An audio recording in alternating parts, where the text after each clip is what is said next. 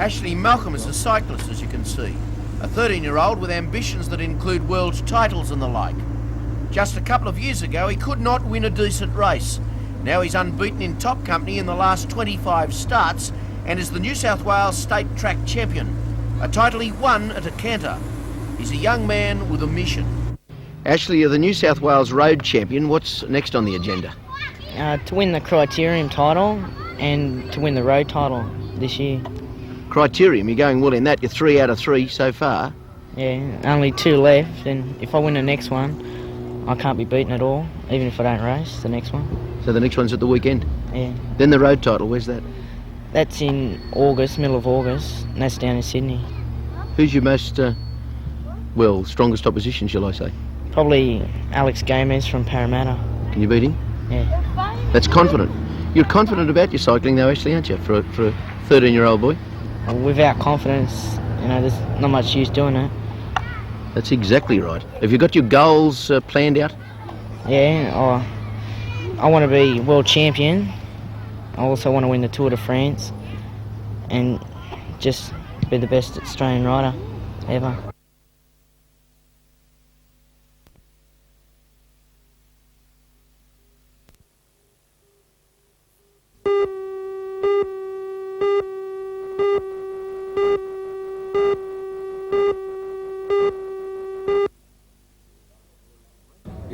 There is a great deal more to a cocktail than a few different spirits and a twist of lemon.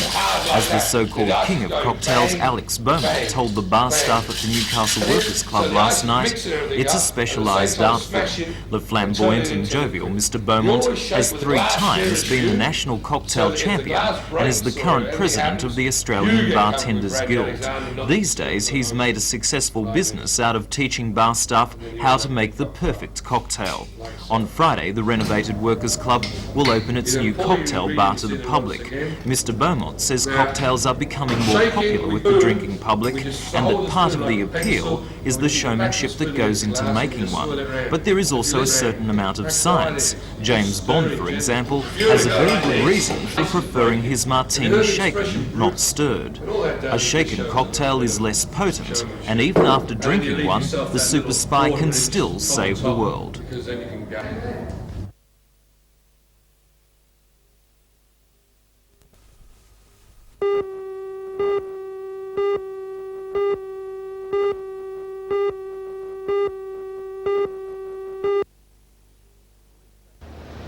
Police say the man, aged in his early 20s, fell onto rocks and into the sea from a headland north of Susan Gilmore Beach at about midday. Police and ambulance rescue units were called to the scene along with paramedics after the alarm was raised by nearby rock fishermen. But according to police, the young man died instantly in the fall. A set of car keys was picked up on the rock ledge nearby after 2 police officers had fished the body out of the water. Investigations will continue into the cause of the fall, but at this stage police believe there are no suspicious circumstances.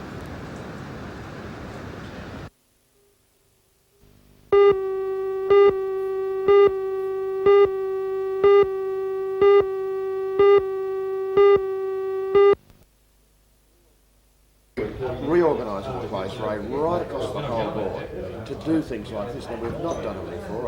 Honestly, we should have done it in an organisation this size. The first recommendation is it's time we had a policy on what we were doing with finance. That's the first one. The second one basically looks at a number of areas that says, now let's dig right down in detail. We have a lot of information on computer file. We can compare ourselves to other councils. We can look at management of plant. We can look at expense of lines. We can say how much longer they should last. We can look at motor vehicles. We can look at on-cost. We can look at labour. In fact, it enables us to know what we get for our dollar and how to get it better. But your rationalisation plans have already brought you to the brink at least of industrial problems over the elimination of some jobs and the higher payment for other officers. I suppose that has to look bad on paper. The total effect is that we're now paying people commensurate with what we're expecting them to produce. In the case of the senior officers, they've got a lot more responsibility. They're going to have to perform a lot more duties. They're going to be responsible for getting us this information out. across the board, yes, we will save money in the long term by cutting down our costs. Of course, the union movement's saying that it's not right that you should pay some people $150, $160 a week more and yet eliminate some other jobs altogether. I think if you pay them for this sort of work, you want value for money. That's what we're going to get. That's what the reorganisation will bring us, and consequently we will stay in business and control the prices to the consumers in Shortland.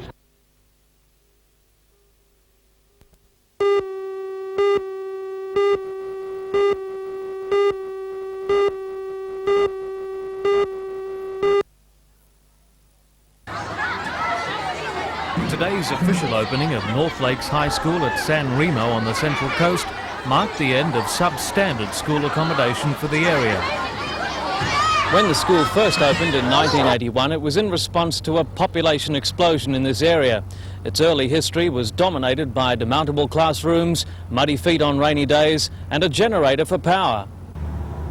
But $5.5 million later, and the result is what the Minister calls the best designed school building in New South Wales.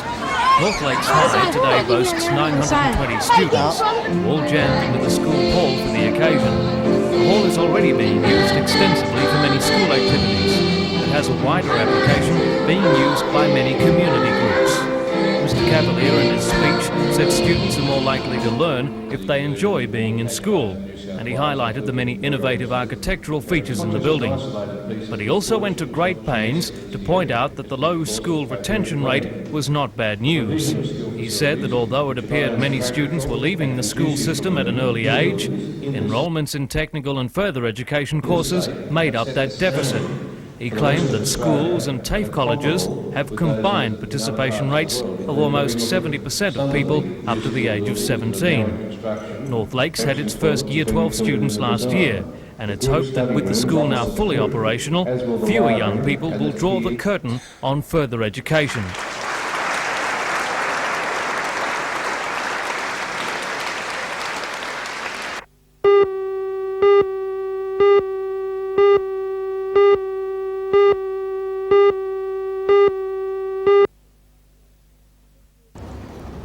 The mystery of 45-year-old Peter Harvey's disappearance extends back 3 weeks.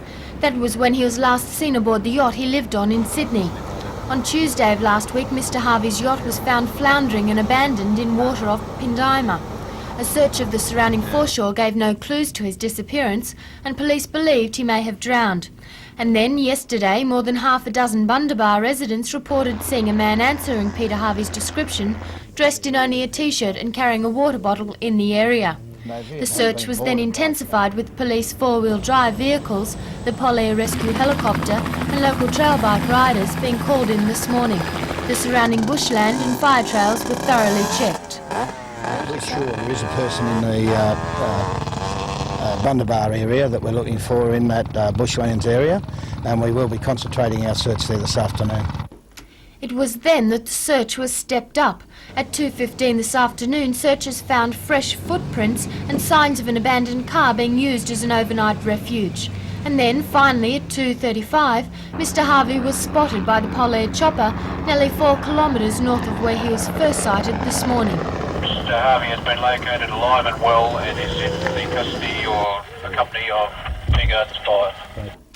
Wearing only the t-shirt he had survived the last few days in, Peter Harvey was brought into the base camp before being taken to the Mater Hospital for observation. He was obviously still dazed and disorientated by his experience. Peter, were you trying to find your way out, or did you want to stay in the bush? I was trying to find my way out. Oh. The only way out, so you had to go around North Arm Cove here. That's North Arm Cove. Yes, that is. I had to go all the way around. Today with the helicopters, were you aware that people were looking for you? I was not aware anyone was looking for me. So you were relieved when you saw some people? I've been embarrassed. Embarrassed now? I'm still trying to work out how that's my damn shorts.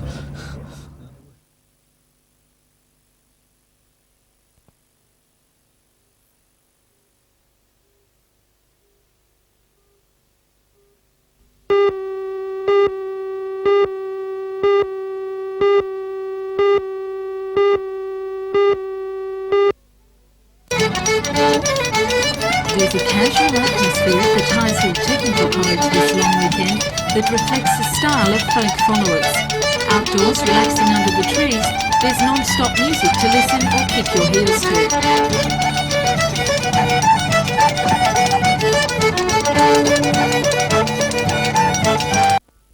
Indoors, masters showed eager students the finer techniques of playing the concertina, an instrument which features predominantly in folk music. In the hall, Scottish country dance workshops were also a popular activity. It's the 15th year that the festival has been held in Newcastle, and folk devotees have travelled from interstate. One of the most colourful characters is Ian McGeechan. You make friends and you tell stories. You, as I say, you make acquaintances that you don't meet other than at folk festivals.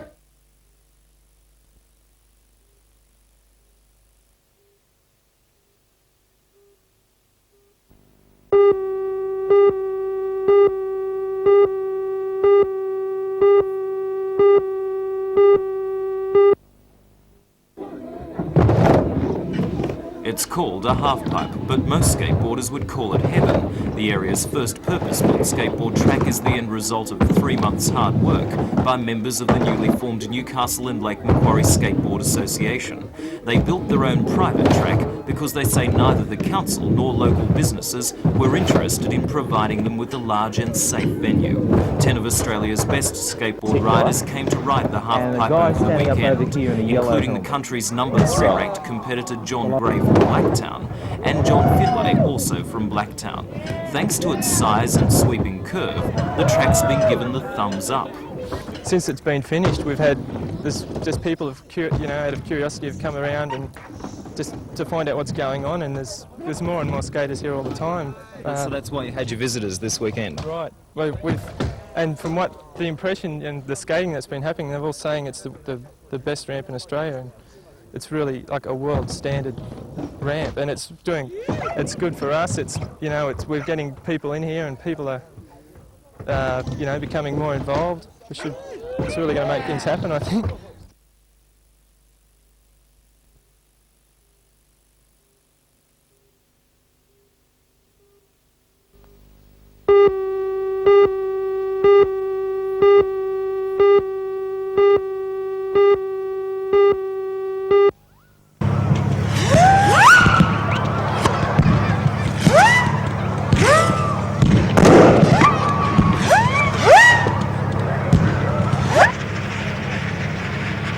For the 9th successive year, the International Sports Centre was illuminated by the spectacle of fireworks on a grand scale. As in past years, the fireworks spectacular was organised by the Jesmond Lions Club with the aim of appealing to the whole family. At the end of the night, organisers estimated the attendance at between 8 and 9,000, well up on last year's figure.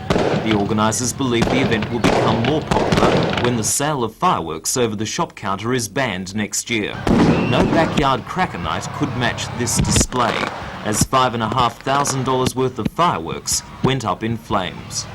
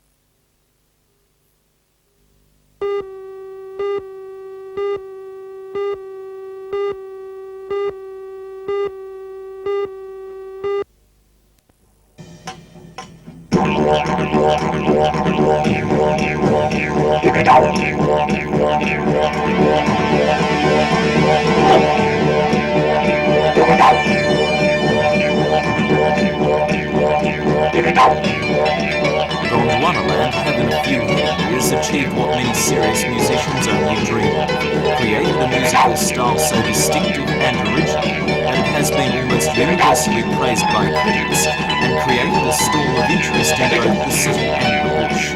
Charlie McMahon's didgeridoo is combined with the synthesizers of Peter Carolan and pushed along by the rhythms of Eddie Dugan. The result is part modern and part ancient, but distinctly Australian.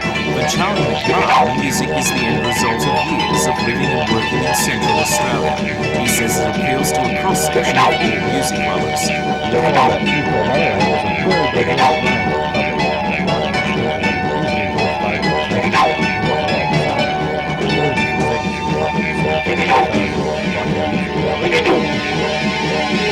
Gondwanaland play in the University Courtyard at lunchtime today and at Taree on Wednesday night.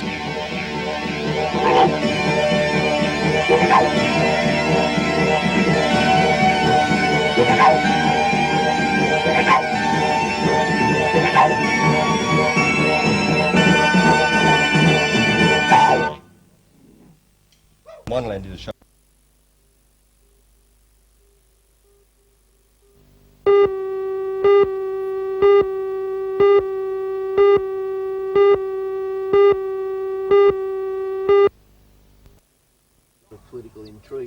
Guy is of course a member of the famous Waters family, which boasts 3 title holders.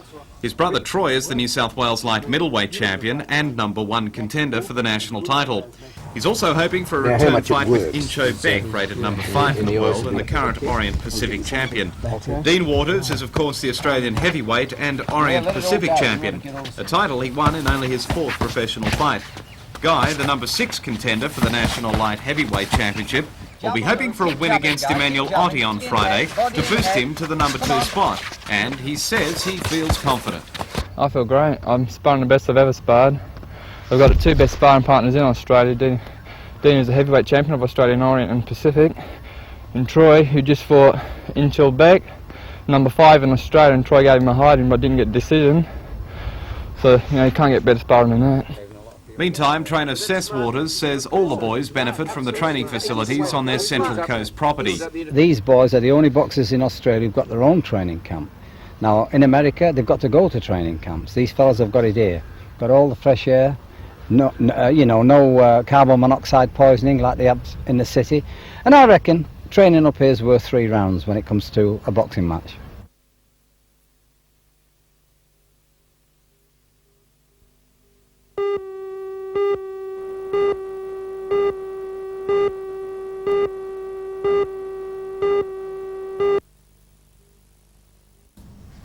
The seminar at the Tighes Hill Technical College was organised by the Newcastle Small Business Group.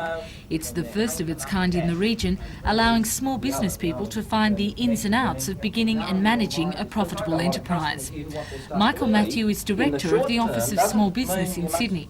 He says last year up to 50,000 inquiries were received throughout the state, and services like the Newcastle branch are there to help, no matter how small the problem or the business. Statistically, the definition is anything under 20 people. But statistically, we also take up to 100 for the manufacturing industries. But from the officer's point of view, anyone that comes to us is small, and we never turn anyone away.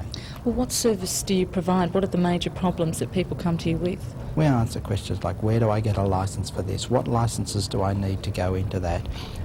What trade certificate will I have to be registered as a plumber? What do I have to do if I want to be a baker? What will we help arbitrate between someone and a retail shopping centre landlord that seems to be charging them too much money?